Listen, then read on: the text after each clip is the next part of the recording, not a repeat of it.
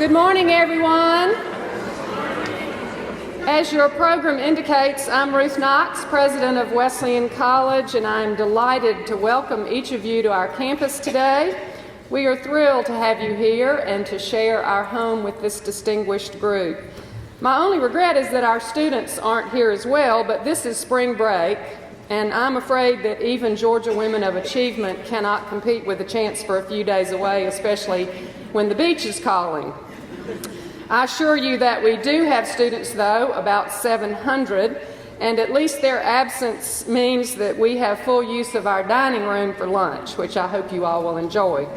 I hope you've noticed as well some of our banners around campus proclaiming this as our 175th year. Now, those banners have been up for quite a while now, and our actual birthday, last December 23rd, has indeed passed. We do like to celebrate, however, particularly a milestone like this one, so please forgive us if we do go on a bit much. We are especially proud of our Wesleyan Treasures exhibit in the East and West galleries right off the lobby, and I hope many of you have already had a chance to take a look.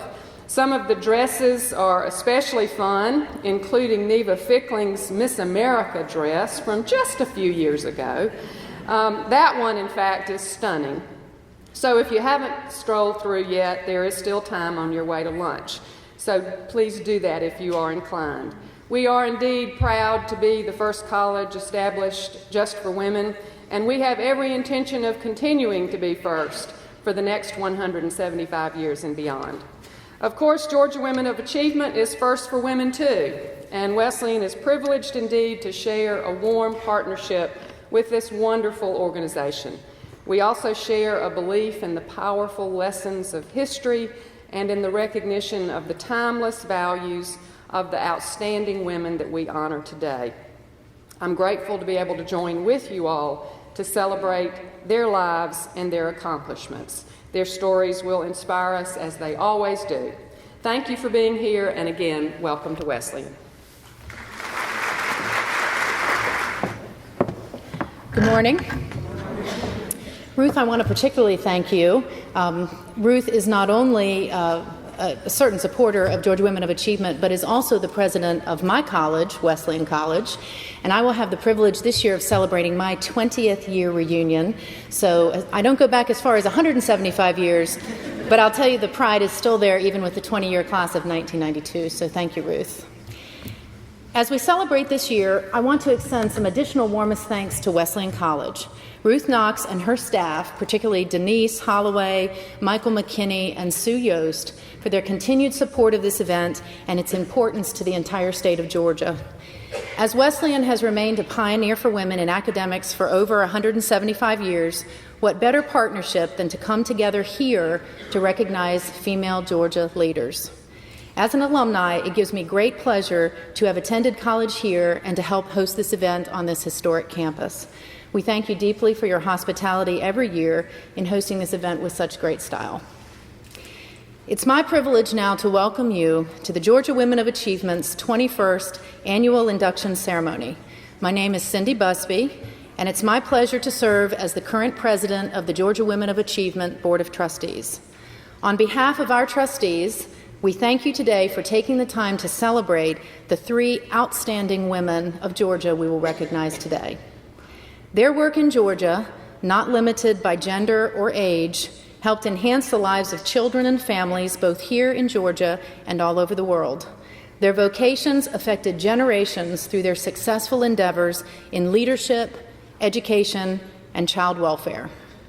We are all benefactors of their tireless efforts every day, and what an honor to celebrate their legacy with their families and friends. As many of you know, Georgia Women of Achievement is the only Women's History Hall of Fame in Georgia and one of very few in the country. In 1988, former First Lady Rosalind Carter proposed that the role of women in Georgia's history should be formally recognized, and we couldn't agree more. Neva Fickling was in the audience that day, and working with the late Valeria Murphy, Mrs. Fickling set about building a founding committee to plan for Georgia's Hall of Fame for women. She was quickly joined by others, including Robert Ackerman, Nancy Anderson, Eleanor Lane, Frank Jones, and Colleen Nunn, who together developed the organizational structure that exists today to ensure continuity, oversight, impartial selection of our inductees, and fiscal responsibility. The first induction ceremony was held in 1992, and Georgia Women of Achievement has been going strong ever since. As a 2011 recipient of the prestigious Governor's Award in the Humanities, our founding members' vision remains strong today. I would like to ask any of the founding members present here today or their representatives to please stand when I call your names. Robert Ackerman, Nancy Anderson, Eleanor Lane, Frank Jones, the family of Valeria Murphy, and Colleen Nunn, who we could thank.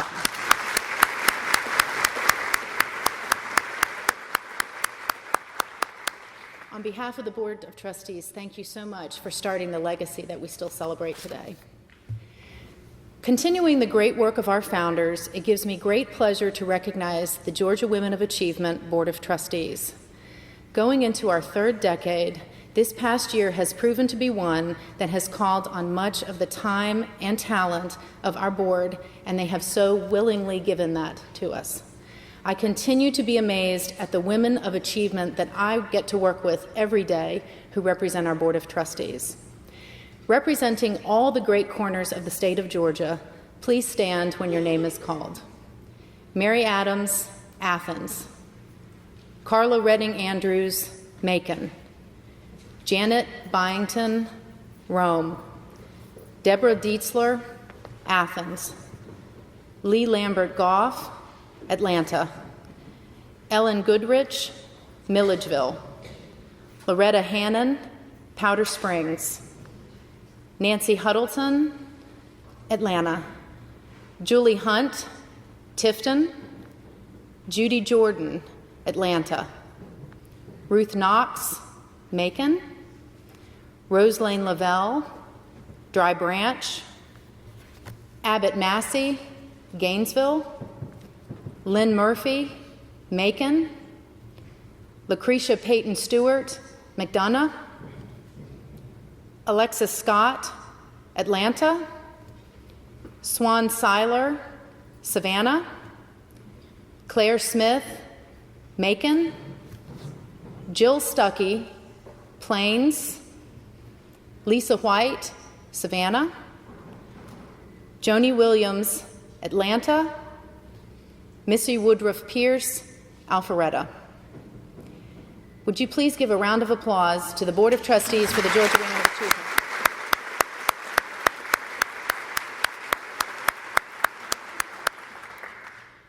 Like any long-standing organization, we would not be here today without the efforts of all of our former trustees, those who have fulfilled the mission of the organization, and their care of the legacy of these inductees leads us here today. Will any former trustees of Georgia Women of Achievement please stand?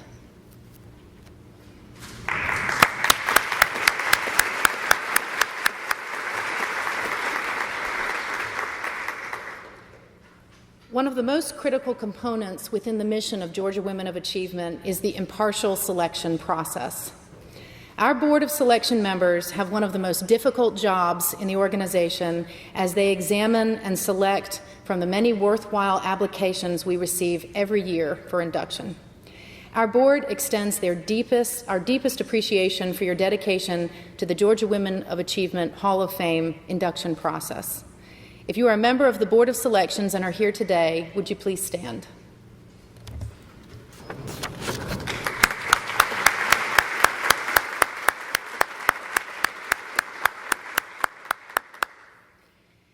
Each year, when we come to Wesleyan, we are delighted when we receive interest from volunteers in the community and across the state. This year, we're excited to have the opportunity to have students from the University of Georgia who are helping us today with our planning, logistics, and all of the event details that you've had the pleasure of enjoying today. Hopefully you'll get a chance to meet them, and if not, if you'll extend yourself to them, they'll be available as they help you today to the luncheon. So I'd like to give them a round of applause for traveling from Athens today to come and help us.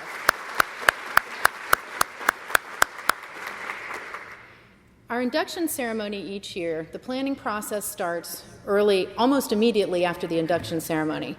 And this entire ceremony could not happen without the support of our many grant foundations, corporate sponsors, and individuals.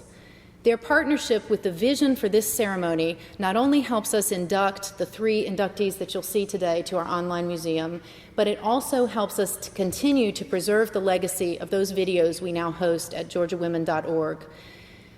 With the foundation and corporate representatives or individuals of these sponsors, please stand when your name is called. The Wertheimer Family Foundation, Fickling Family Foundation, Georgia Humanities Council, Georgia Power Foundation, Cox Communications, Central Georgia Health System, McNair, McLemore, and Middlebrooks, LLP, State Bank and Trust, Missy Pierce, Elizabeth Harden, and Claire Smith. Thank you all for your generous support of this event and the events prior to this one. If we could please give them a round of applause. It would not be possible without their support.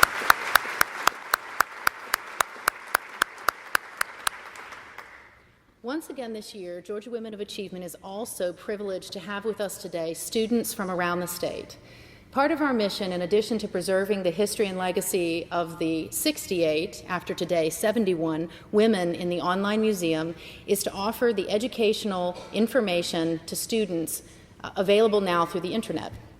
Today we have students and educators present from the following organization: Gainesville High School, Family, Career, and Community Leaders, formerly Future Homemakers of America of Houston County, and the Department of Education. If we could please give them a round of applause. We appreciate you for attending.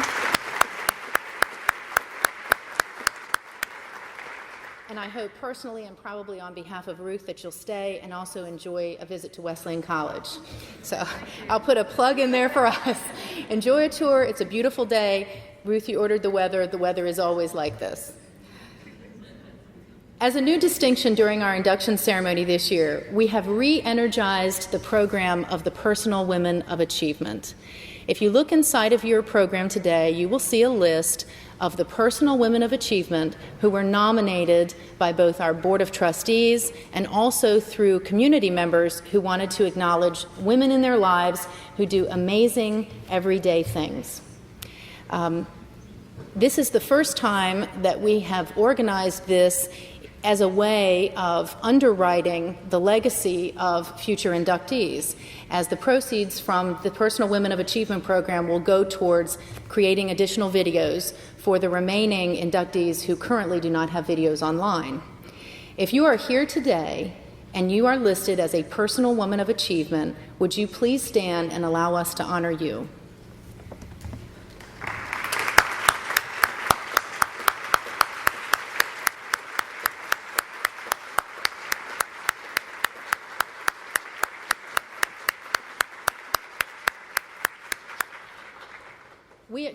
We fully expect that this program will continue to grow, continue to be successful, and continue to allow us to honor women in our everyday lives, as well as the inductees that we will honor with our videos. So if you're interested in nominating a Personal Woman of Achievement, you can see any of our trustees. The names do appear online at georgiawomen.org, and they also appear in the program at each annual ceremony.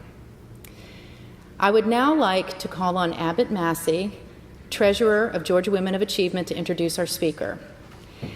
Not only did Abbott introduce us to our speaker, but I think, if anyone knows Abbott, I can sum up his legacy with Georgia of Achievement with one story. We recently had the privilege of going to Atlanta to receive a gubernatorial proclamation for Women's History Month. And while we were queuing up to meet the governor, the trustees with me turned around and we realized there was a longer queue for Abbott. We saw legislators waiting to see the treasurer of our organization. So with that, I can tell you how important Abbott is to us, and it's a privilege to have you on the board and to introduce Stella.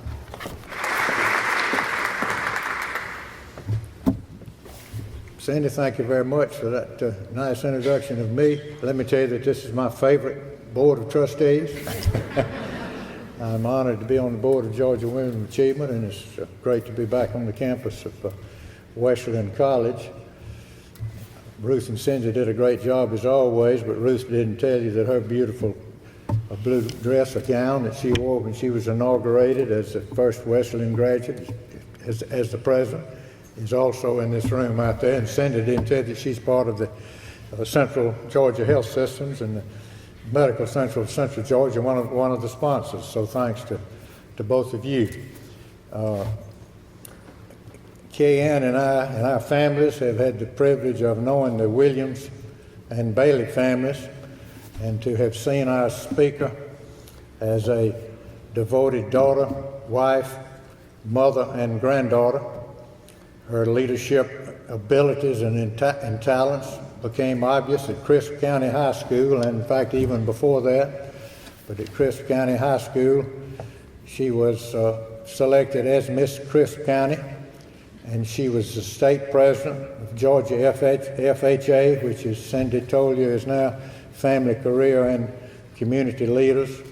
At the University of Georgia, she quickly became a leader, was selected as one of the top 10 in that large freshman class, was one of the first persons selected as an orientation leader when that program was established. She was in the College of Family and Consumer Sciences and graduated with honors when she received her undergraduate degree and when she received her master's degree. She serves on the board of directors of the Alumni Societies of the University of Georgia. In Calhoun and Gordon County, she is constantly on the move, active in First Baptist Church, teaches a young adult Sunday school class, active in the Cancer Society, including organizing an event for cancer survivors 10 years ago, and has been the master of ceremonies of that event every year since, involved with the Chamber of Commerce, the Harris Arts Center, United Way, renovation of the Gym Theater. In fact, I must tell you that those two organizations have joined together for a fundraising event at the Gym Theater on March the 18th. Stella also is a skilled dancer and will be on the stage along with others that night. Tickets are sold out. The overflow room is sold out, and they're now selling tickets to the dress rehearsal I learned online last night. So I know that's going to be a great event. Whatever she does with an enthusiasm and with a smile. And it's a special privilege to introduce a woman of achievement, Stella Bailey. Well, that's a hard introduction to follow, isn't it? It's very nice to be introduced by a great Georgian and a great friend. Thank you, Abbott. It's a privilege for me to be here today and to help honor the 2012 inductees into the Georgia Women of Achievement. As you were told, they fought very hard and courageously to change the world for young children. I am thrilled to be on the campus of Wesleyan College again, and I want to share a story with you about a Wesleyan woman who had a great influence on my life, my great Aunt Bet. Elizabeth Mount was a 1920 graduate of Wesleyan College. She was a student here from 1917 until 1920. As a college student, she studied here, she belonged to clubs here, and she made lifelong friends here. She would be very proud of Wesleyan. She came back to reunions and she supported the school financially. In my eyes, she is one of my personal women of achievement. She taught middle school history all of her adult life and had an impact on many children. She would be thrilled that Wesleyan alumni and other influential Georgians started the Greater Women of Achievement, the Georgia Women of Achievement. I have her Wesleyan annuals from 1917 to 1920. I've enjoyed looking at them and studying them. The fashions of the day were fabulous. And the athletic clubs, teams, and the other clubs were very interesting. Let me remind you what was happening in our nation when my aunt was a student here. Young men were fighting World War I. In fact, one of our Georgia Women of Achievement, Corey Harris, was the first female war correspondent to go abroad in World War I. The 1918 Wesleyan Annual was dedicated to the soldiers. The war ended on November the 11th, 1918. Sadly, the South was segregated, and women did not get the right to vote until the year my great aunt graduated from Wesleyan College in 1920. One of our Georgia Women of Achievement, Julia Flinch, fought actively for women to have that vote. My great aunt, who lived to be 96 years old, the history teacher, never missed an election as long as she lived.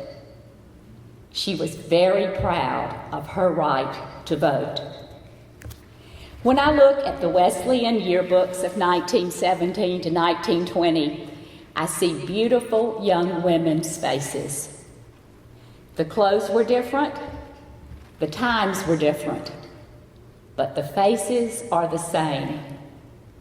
They look just like the young women faces of today.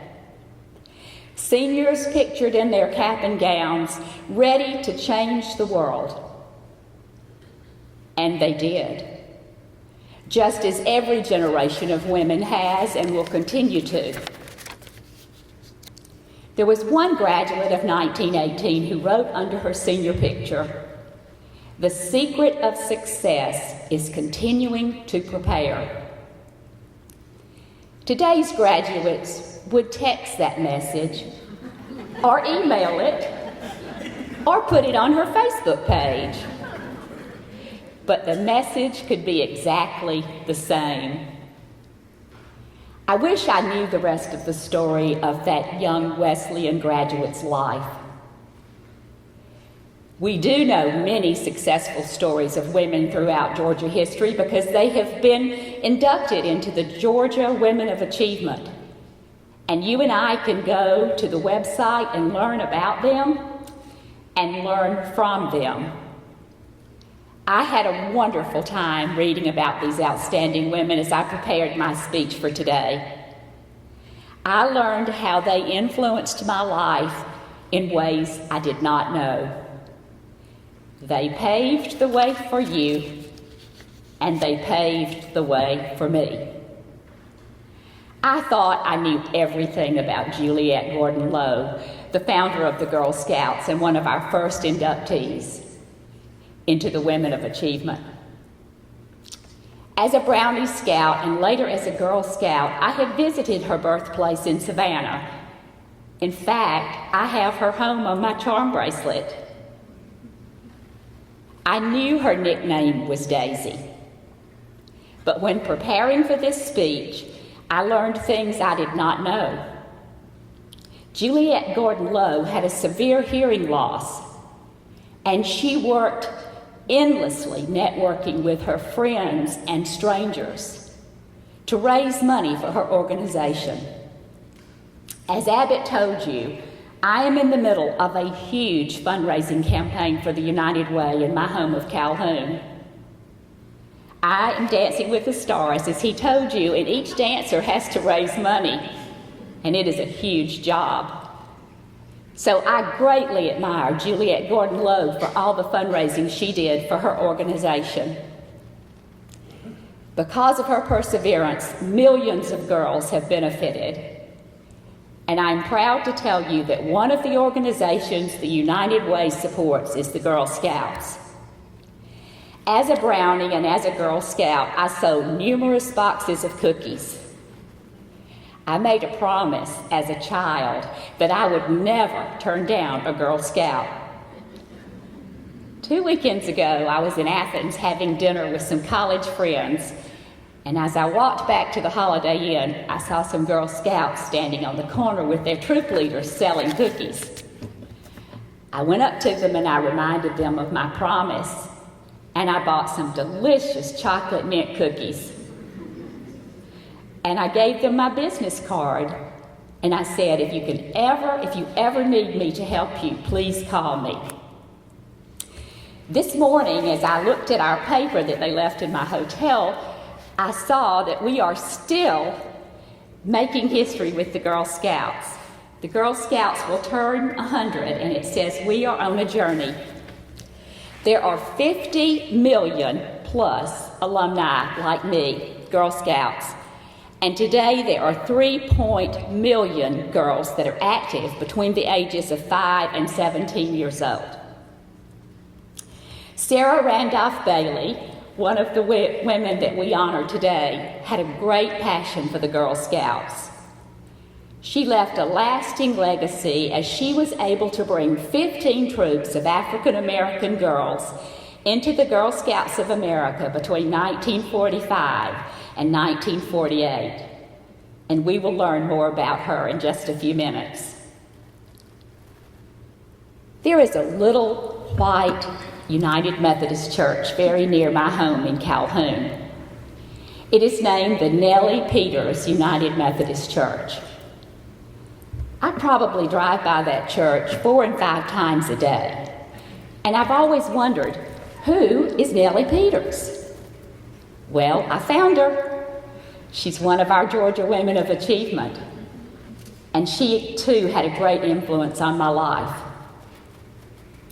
Nellie Peters lobbied the Georgia State Legislature for the admittance of women into my beloved University of Georgia.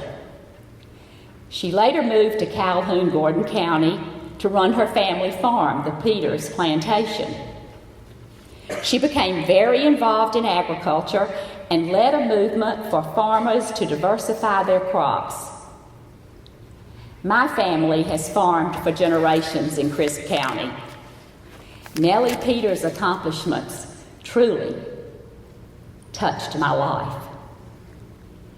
Because of the courage and sacrifices of our Georgia Women of Achievement and others like them across the nation, girls are growing up today in an environment where the status of women is at an all-time high. For the first time, women are earning more professional degrees than men. Women earn 6 out of 10 bachelor degrees. Half of today's law and medical students are female. Georgia has had the highest growing number of women-owned businesses in the United States for the past 14 years. Our Chamber of Commerce in Calhoun recently recognized women in business at a chamber breakfast. Even in our little town, it was amazing how many women owned their own businesses and were either department heads or executives in major corporations. Our Georgia Women of Achievement would be very proud to know the leadership positions that women hold in our nation and in our state.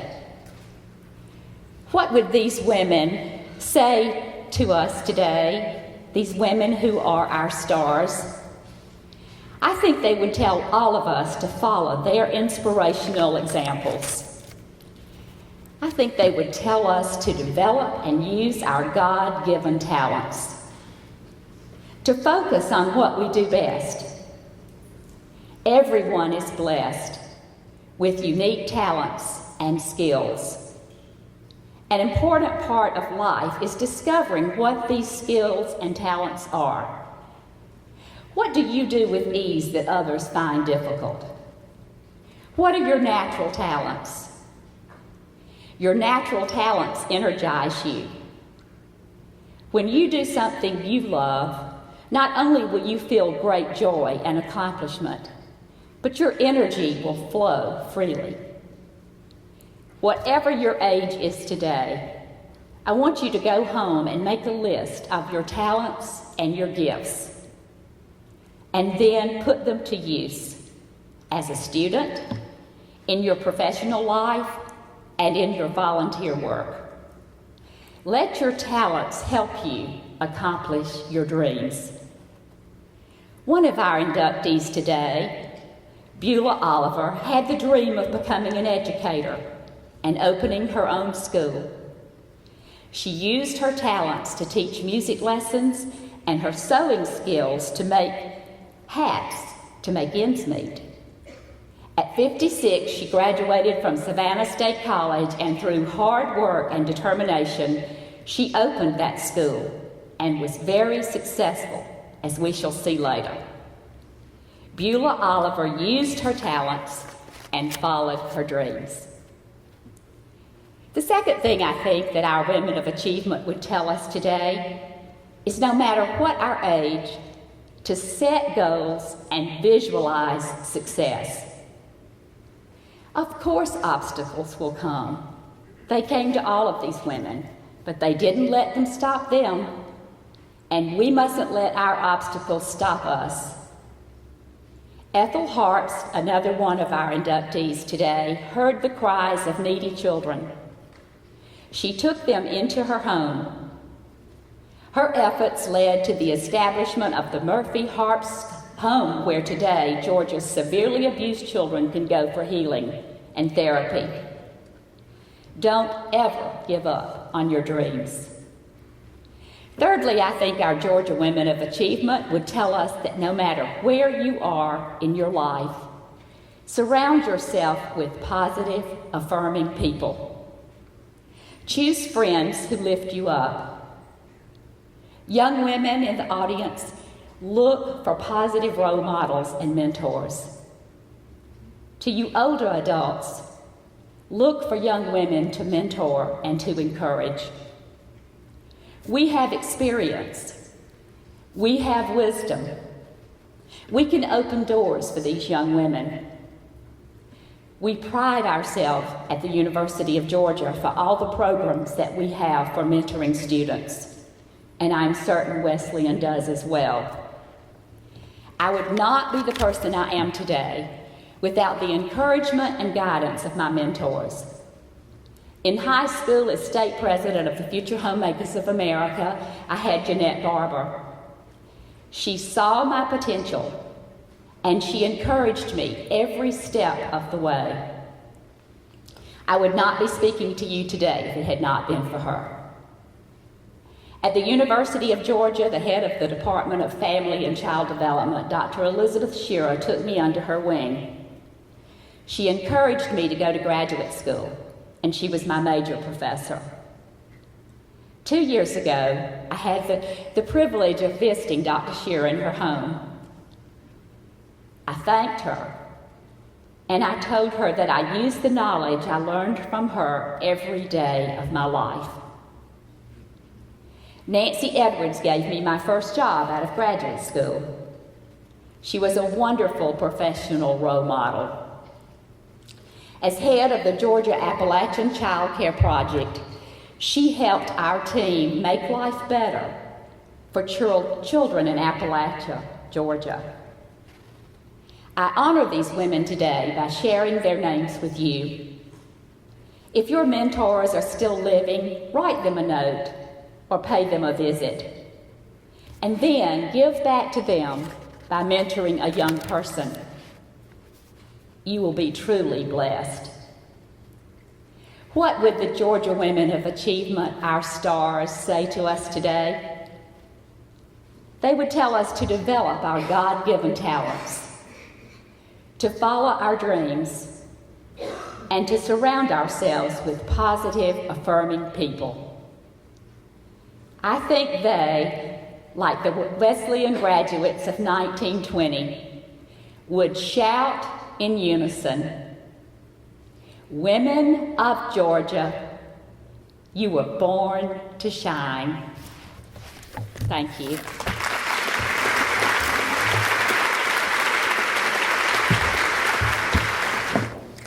Stella, thank you so much. Thank you so much for inspiring us and combining the history of the women today and also what we live every day, which is so important to remember that we can all be as influential as the women we honor. We have something for you. Thank you. We'd like to give you a token of our appreciation for your thoughtful presentation, and this on behalf of Georgia Women of Achievement. Thank you so much. You're so welcome. Thank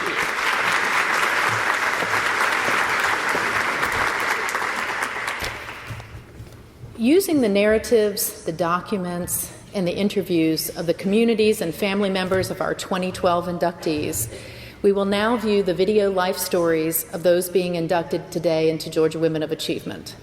On behalf of the trustees, I would personally like to thank Tina Calhoun for her amazing production of these videos and Georgia Public Broadcasting for archiving our event today. Their expertise and dedication to the preservation of Georgia's women's leaders' history means that the legacy of women we honor can be enjoyed today and for generations of the future.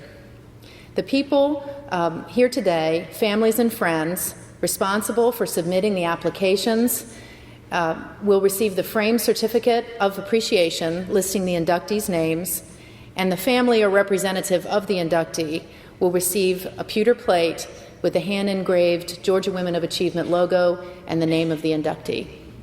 So we can review the first video of Sarah Randolph Bailey.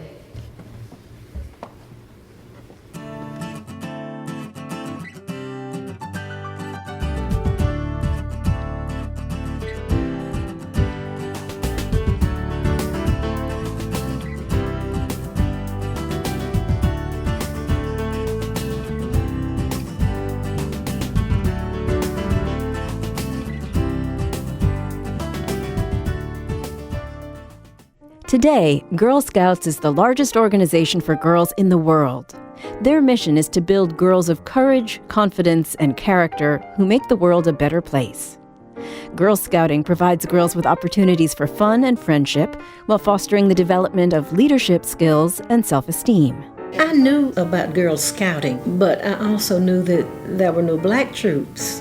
And I was in 7th grade when the troops were established, and I did not know about Miss Bailey's part in all of this at that particular time. Sarah Randolph Bailey was a woman who touched the lives of everyone she met. Born in Milledgeville in 1885 to freed slaves, her formative years took place during a time when education of black children was not considered a necessity. At the age of 6, her family moved to Macon, and Sarah entered 3rd grade at Ballard Normal School. At that time, there was no public education very much for blacks, and the American Association was a group of white philanthropists who built schools in the South and sent these very well-educated, I guess you would say, missionary teachers in to teach. Sarah graduated first in her class in 1901, and she took the Bibb County Teacher's Examination. In 1902, she received her first teaching appointment, 3 students at Black Creek School in Milledgeville. When I started teaching, I was assigned to the school where Miss Bailey taught, so I worked there with her for 5 years. Also during this time, Sarah married her childhood sweetheart, Robert Bailey. They had known each other since 4th grade, and together they adopted a daughter, Dorothy, to complete their family. She didn't have any biological children, but she did have the grandchildren, adopted, if you will, and she had the Girl Scouts and Brownies, and that was her family. Sarah Bailey held education in high esteem, both in the classroom and in day-to-day life. She gave her time and resources to teach children and adults, but her greatest passion was the Girl Scouts. Laws in Georgia did not allow the organization of black Girl Scout troops until the 1940s, but Sarah Bailey was determined to bring the benefits of scouting to the girls in her community and school. I just think that Miss Bailey felt that there was a need. There was nothing much that girls could do.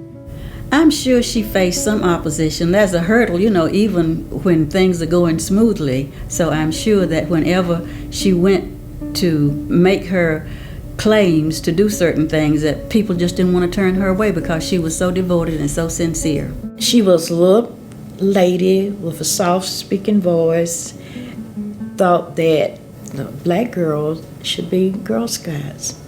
And she took it upon herself to get involved with the girls, and she made a way for a lot of us. Our opportunities were limited, and Ms. Bailey provided opportunities for us that we wouldn't have otherwise had in the growth and development of young ladies of quality. And I believe that I was a product of that. For her efforts as a troop, district, and council leader and camp director from 1948 through 1955, Sarah Bailey received the Thanks Badge. This is the highest award bestowed upon adult workers in Girl Scouting. A permanent campsite opened in 1959, and 2 years later it was dedicated to Camp Sarah Bailey. We all went out and helped set up things just before camp would start, and the workers would come out, and before we had our cabins out there, they would come out and we would cook hot dogs and pork and beans and feed the workers. I was coming up the hill from the lake after the girls, and I had come out of swimming. I just break off a twig and stick it in my mouth. Miss Bailey came to me and she said, "Marilyn, are you familiar with poison ivy? That's what you have in your mouth." I never saw her raise her voice at a student or at anybody. She was a poised, reserved, cultured woman, the epitome of womanhood. She was just that type person. We all loved her very much. Sarah Bailey passed away in 1972. In 1994, the Girl Scout Center in Macon was renamed the Sarah Bailey Service Center to honor her for generations to come. She was a good neighbor, she was a good friend, and she gave us a road to follow as we grew. And I believe that I'm a better person for having known Miss Bailey. Everybody wanted to be like Miss Bailey, and her opinion really counts. She was the epitome of a lady. As hard as I have tried, I have never reached that status, but I still think about her in that sense. And I miss her. I really miss her.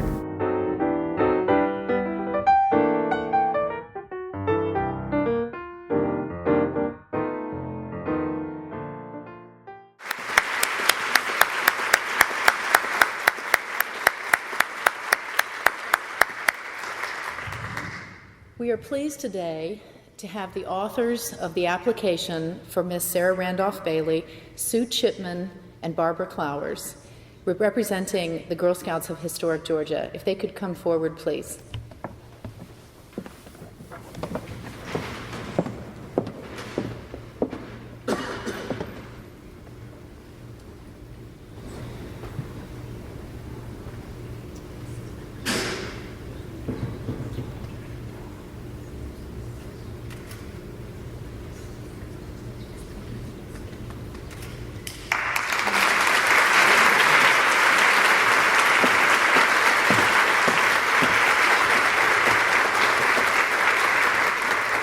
Thank you both.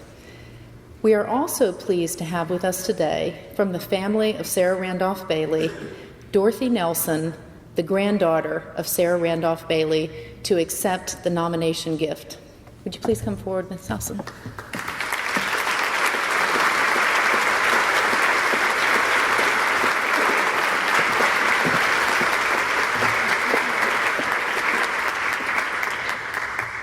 Sometimes these steps are a little treacherous.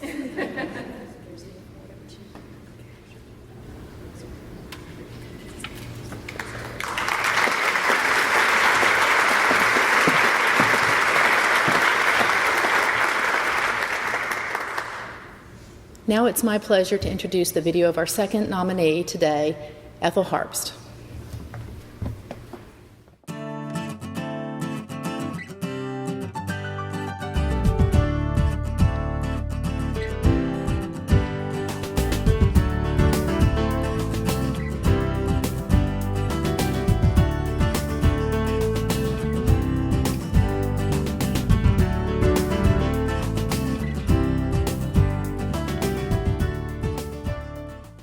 Murphy Harpst has a rich history. We are 90 years old, organized in 1924, and we are the joint venture of two women, Sarah Murphy and Ethel Harpst.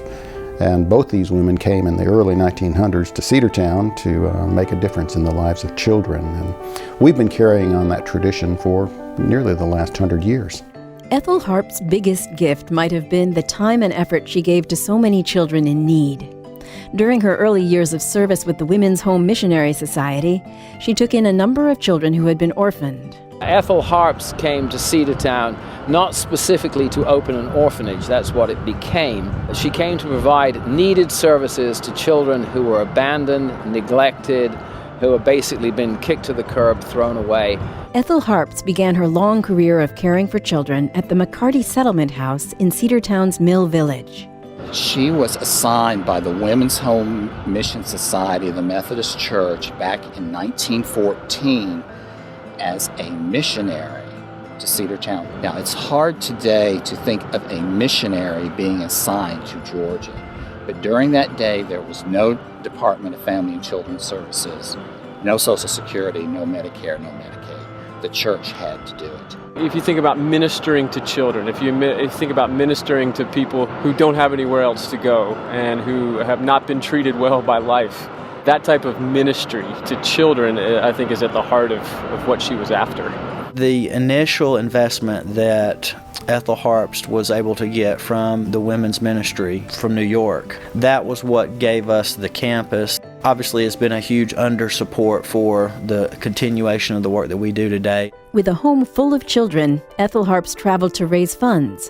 And in 1927, the first modern building, James Hall, was completed, just in time for children who were displaced and orphaned during the Depression.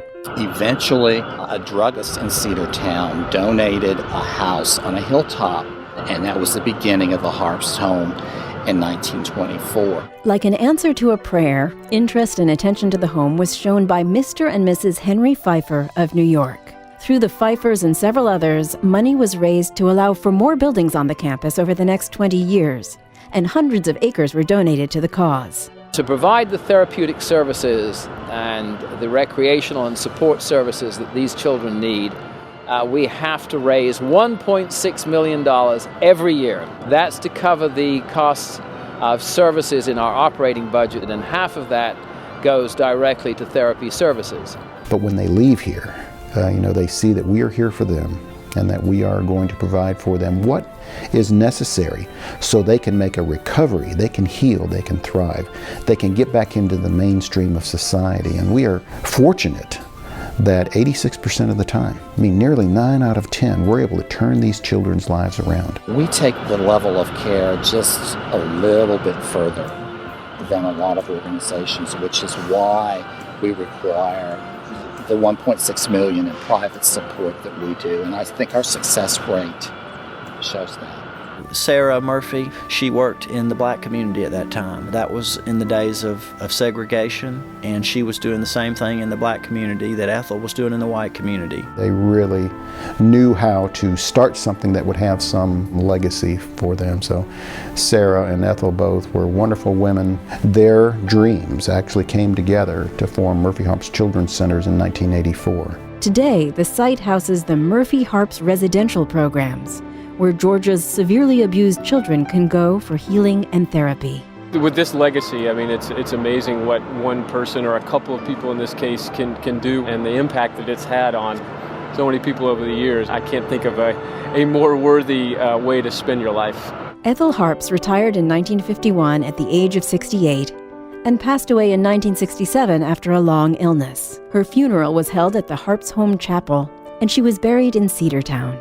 Both of these women came together in the day to start something that is very special, and Georgia is a better place. We continue programming that is desperately needed by so many children that is not provided in other places. In that sense, I think we really continue that legacy. It tugs at your heart. That's why this is important. It's because it's about those kids over there and giving them a second chance. That's the legacy of Sarah Murphy and Ethel Harpst.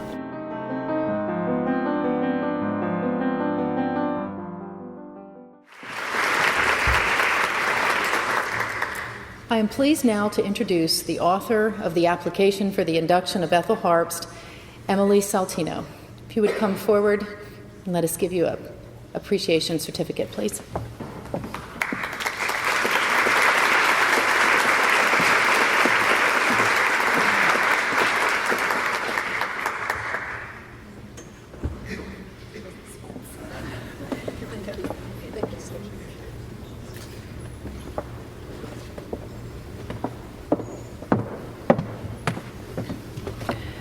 We are also pleased to have with us today, who was also featured in the video, Chuck Troutman. Mr. Troutman, if you would come forward to receive the recognition gift on behalf of Ethel Harpst.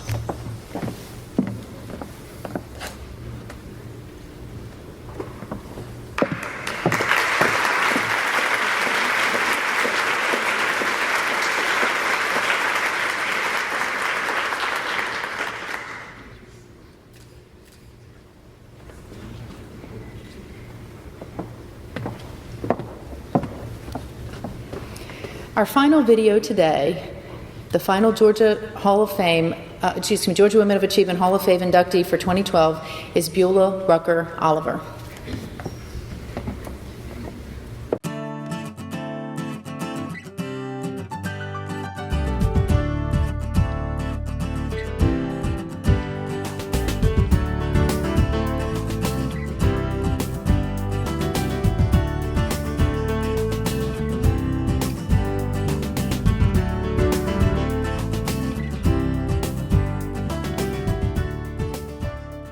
Ms. Rucker was born in 1888 in Banks County, Georgia, to African-American sharecroppers. Growing up, she learned her ABCs by looking at newspapers that had been plastered on the walls of the cabin for warmth. And she taught herself to read, about reading newspapers on the wall. And she just had that thing. She just always wanted to be a teacher. Some people are born like that. They just want to do something. That's what they work toward, and that's what they do. When she was 5 years old, Ms. Rucker attended her first school in a small wooden church in Banks County called Neal's Grove. After her first day, she came home and told her mother that she wanted to be a teacher, and her dream was born. Ms. Rucker finished county school early, and her parents made plans to send her to Athens to attend a high school run by the American Baptist Missionary Society. I never knew my great-grandparents. There wasn't much information about them, but they had to be some tough people, too, to come through what they did, and then to have a child like Beulah Rucker Oliver. The Ruckers faced considerable economic strain, and many times Ms. Rucker received food from home because she could not afford to pay for it at school. She helped to pay her room and board by getting a job milking 2 cows in the morning, then going to the principal's house and cleaning for his wife. When school let out for vacations, Ms. Rucker was usually able to keep her jobs, allowing her to save a little money, which she sent home to her parents. She was just so capable and so dedicated, and somebody that didn't give up against huge odds of not having money and not having a lot of resources, but yet she persevered. During her stay in Athens, Ms. Rucker began attending Knox Institute, which had been organized in 1868 by the Freedmen's Bureau. The American Missionary Association and the tuition of the students supported the school. Ms. Rucker frequently didn't have the means to pay tuition, and in one instance returned to school with an empty pocketbook. When it came time to pay the principal, she offered out her hands, saying, "Here are my hands, they can work," to which he responded by moving her along in line.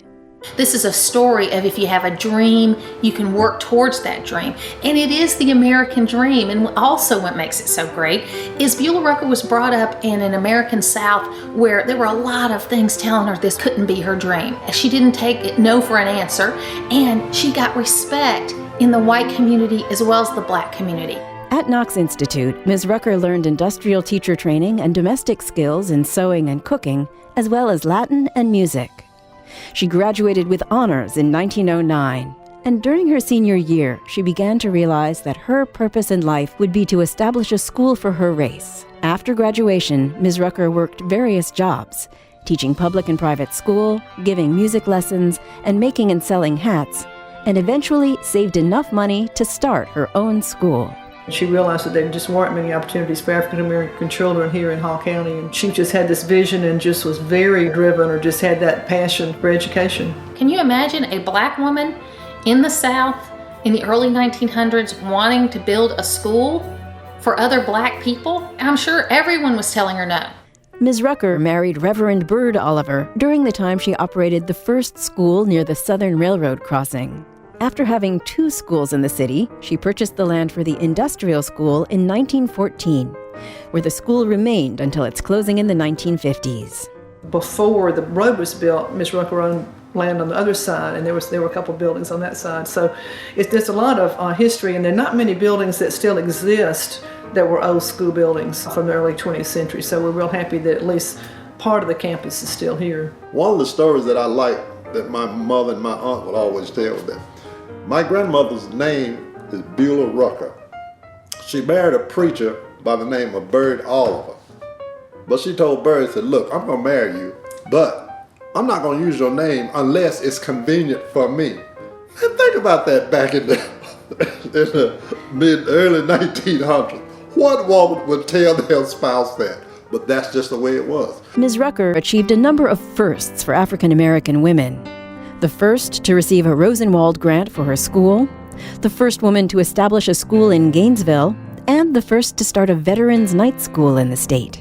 And she had a night school for veterans, so I think her goal was to further the education of African Americans throughout the community and to really educate the whole person.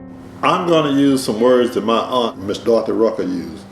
She said, and I'm quoting her, Mama wanted to teach, teach, teach. The only thing she liked better than teaching was more of it. So that's what she wanted to do. She wanted to teach, she wanted to educate, she wanted to make sure students were prepared, learned, they knew how to read, they knew how to write, they knew how to talk. The segregation world started to end because of people like Beulah Rucker that stood up and did great things that no one could deny. But we don't change our nation for the better without changing hearts and minds. And Beulah Rucker was about changing hearts and minds. She was an amazing lady. When you're growing up in a family and these people belong to you, you pay no attention to it. A lot of times it's not until you step outside and look back at the family that you say, wow, you know, these are my people. I'm proud to be her grandson.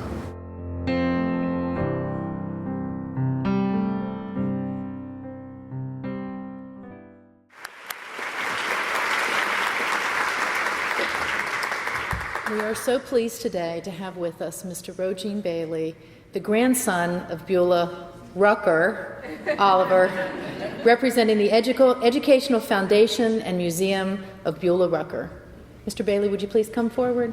Thank you.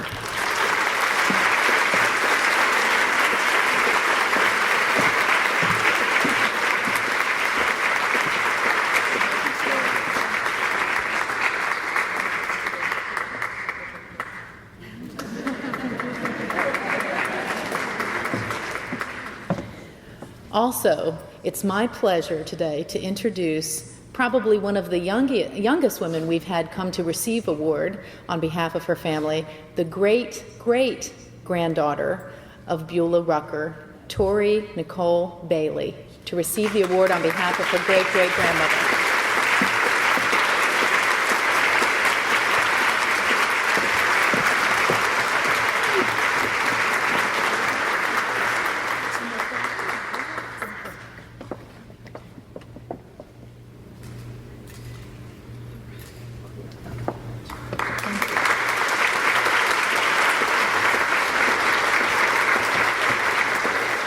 We also have with us, with Tori here on the stage, is Greer Rucker. She is also a great-great-granddaughter of Mrs. Rucker. Thank you for both being here. When we went to the governor's office earlier this year to do the proclamation for all of the inductees, we were able to honor them throughout the state with a day that would recognize all of them. As a special recognition from the local delegation here in Macon-Bibb County, it's my honor to introduce the Honorable Senator Miriam Parris to present a proclamation on behalf of the state for Sarah Randolph Bailey.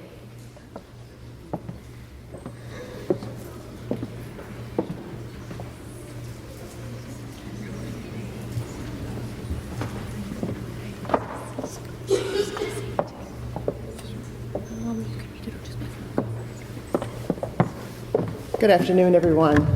Such an honor to be here today. When I got the email, we've been very busy at the Capitol. When I got the email on the recognition, well, the Georgia Women of Achievement, I thought, oh, what a great program. You know, I just love being here.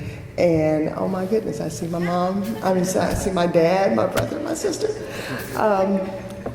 I thought, wow, how great. And then when I saw that Sarah Bailey was one of the women being honored, I thought, oh my God, this is somebody that I actually knew and touched and had a tremendous impact on my life. So I talked to my secretary and I said, please, will you get me a resolution? Will you order one for me? They had been so so organized that they sent me the biography, and that's usually what we need in order to do a resolution. So here from the state of Georgia, from the Senate, we do have a resolution in her honor, and it is quite lengthy, so I won't bore you with the whereases on it. But on the 7th of March, we do honor Sarah Randolph Bailey for all of her great accomplishments and for the lives that she touched through the Girl Scout camp and just throughout the community of Macon and Middle Georgia. She's truly a great woman, and when I think back on her, I cannot tell you the depth of her influence on my life today. Thank you so much, and Cindy, here's the resolution. Thank you.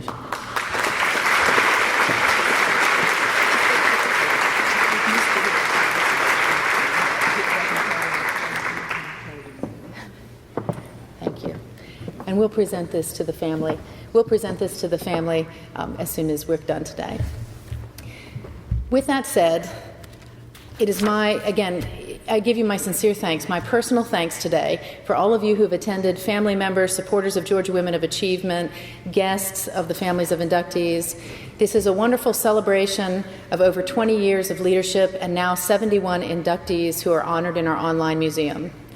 Aligned with our mission, these online tributes make the stories of these women available to the entire world through the internet, and I encourage you to visit the www.georgiawomen.org and review those stories, like many of those that Stella saw during her research and many of us enjoy even reading today.